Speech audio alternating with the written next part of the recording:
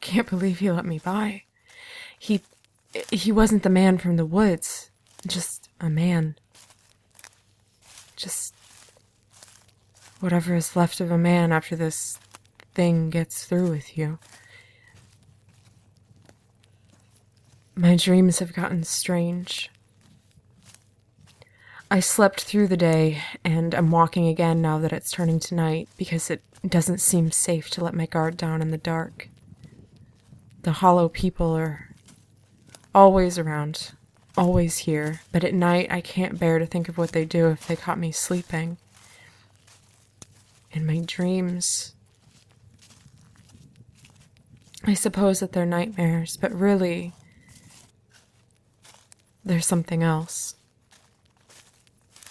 An argument, slamming doors, a car accident, a mangled mess of metal against a guardrail. Numb. Such pain, but not physical, like my heart's been scraped out of my chest. Black. Everyone wearing black, and there's no headstone yet. Isn't that odd? I always thought that the headstone went up before the funeral, but there's no headstone in the green grass, and the casket is closed. I don't know who it was that was hurt, but I know I hurt. I hurt so badly, and I'm filled with regret and guilt. And then I'm home, in an empty apartment. It's not empty, not really. I can see the furnishings and the knickknacks, and the clutter is piling up, but it's empty. And I'm struggling to remember why I'm hurting so badly, and I'm struggling to remember what I'm supposed to be doing, so I lay down. And I wake up. I'm walking along the perimeter of a wrought iron fence. I honestly don't know if I'm outside it or inside it, so I'm just going to keep following it until I find a gate. I can't make out what's on the other side with my phone's flashlight.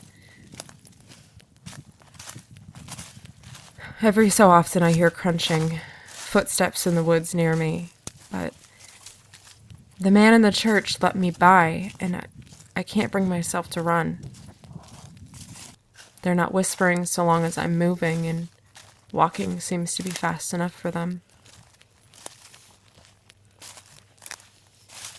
Once, when I was little, I snuck out of the house. Everyone was asleep, and earlier that day, some kids at school had made fun of me for being scared of the dark. Every night, my mom lit a little tea light candle in my bedroom. She was always very stern about my not going near it, and it always was sitting on the saucer filled with water. But I was generally a good kid, and she trusted me not to touch it, so she would light that for me at night instead of giving me a traditional night light that plugs into the wall. Anyway, I had made the mistake of telling some kids that I was scared of the dark, and they teased me mercilessly about it. In the way that little kids do, though, by calling you names and leering at you like they've never been scared of anything in their lives. And because I was also a little kid, I was bothered. So I snuck out. And where we lived, there was a road with no streetlights. And really, if the moon wasn't out, you weren't going to be able to see anything. Maybe the stars if you looked up. So I decided that I was going to get over my fear of the dark, and if I were going to do that, I would have to get to the end of that road and back to the house without running, without crying, and without feeling scared. I remember my first tentative steps down the driveway, and I remember being startled when the motion detection lights clicked off after a minute. But after that, all I remember is that I was talking to myself. Not at all unlike what I'm doing right now. I don't remember what I said, and I don't remember the walk, but somewhere in my little 8-year-old brain, I was convinced that if nothing jumped out and killed me, and if I just didn't show fear, that I would never be scared of the dark again. Because that's how stories go. If you conquer something once, just once, you'll never have to fear that thing again. And for a long time, that was true. I convinced myself that I had been brave and no longer needed to be afraid of the dark, and so I wasn't. And I didn't need the candle in my room anymore. And I didn't let the kids at school bother me about it, because when they heard what I had done, they realized there was nothing left to tease me about. The gate I found is one of those big, ornate deals. Black wrought iron. And there's a little driveway leading up to it. Lucky for me, the gate isn't locked, because this fence doesn't look like something I could climb without seriously hurting myself.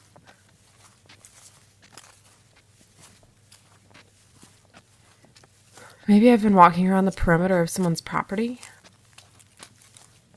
I can't imagine anything other than another mansion that would have a gate like that. It's a very narrow driveway.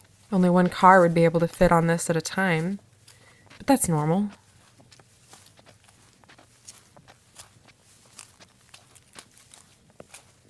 I think I see a shed up ahead, so I must be getting close to the... Oh.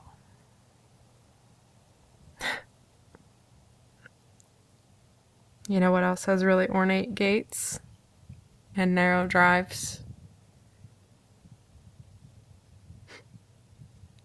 Cemeteries. The building that I thought was a shed, that is a mausoleum.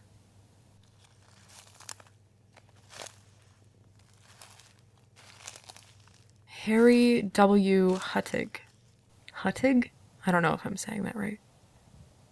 Oh, Jesus. There's a statue inside.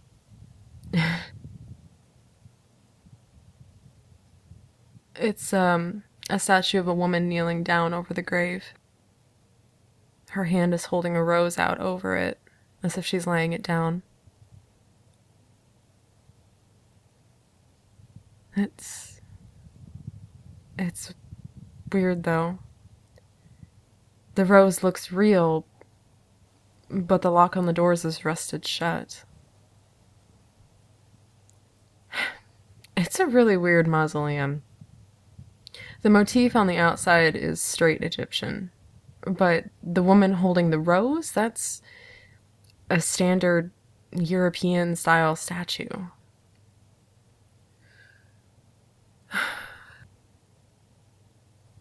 I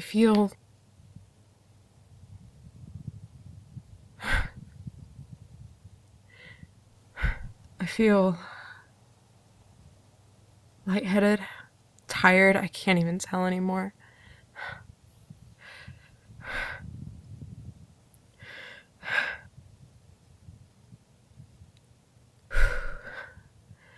I need to sit down.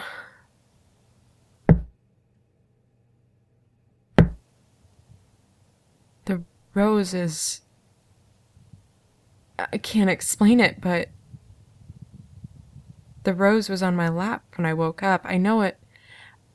The woman in the mausoleum is empty-handed now, and the rose is on my lap, but I'm leaning against the door.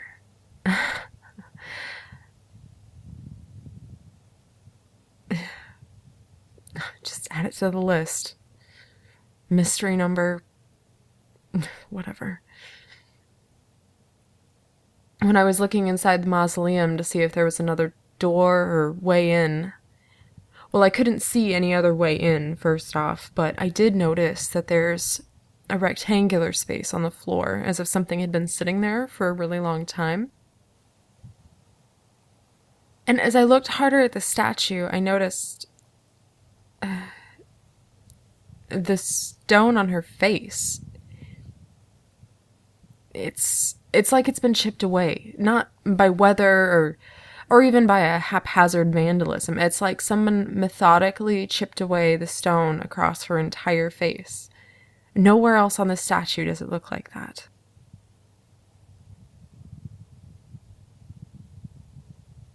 Again, add it to the list, I guess. I'm not taking this rose with me.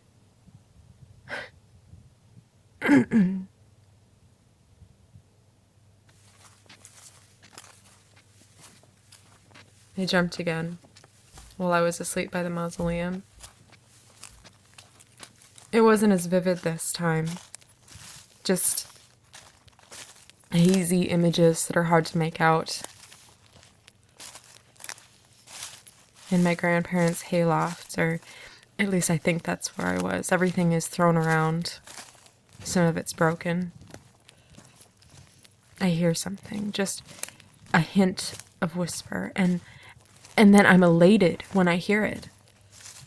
So I run toward where I think it is, and I trip and fall onto this broken glass, and just like dreams, I don't even care that I've fallen on something incredibly sharp and painful. I get up and I start throwing things off of the loft in an attempt to get to the source. And I'm in such a hurry that half of the things I go to throw fall awkwardly from my hands onto the floor next to me, only to topple back over onto the area I'm digging through. And it seems like it goes on forever. I'm just digging and digging, but I can't find the whisper. And then finally, I shove my hands down into the pile of junk, and I'm searching blindly, rooting through this mess until I feel smooth cold on my hands.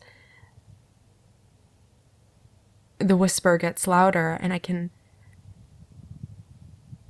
In my dream, I know who it is. But I can't remember. And I look at this thing I'm holding, and it's a face. And at first I'm terrified that I'm holding a part of a body, some decapitated thing, but the whisper is louder, frantic, begging, and for the first time since the dream started, I'm nervous. I look at this face, this mask, and I'm not sure what to do, but I'm scared. I don't remember what the whisper said. I remember feeling so guilty, so ashamed, and then I'm calm, and I'm calm because I realize that even if it hurts me, even if it kills me, it would be worth it for the opportunity to make things right again.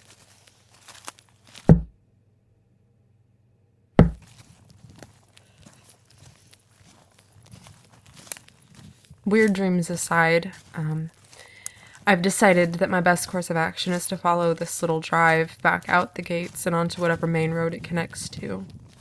I have a feeling that I'm near another town now. If I can just get there, I'll be home free.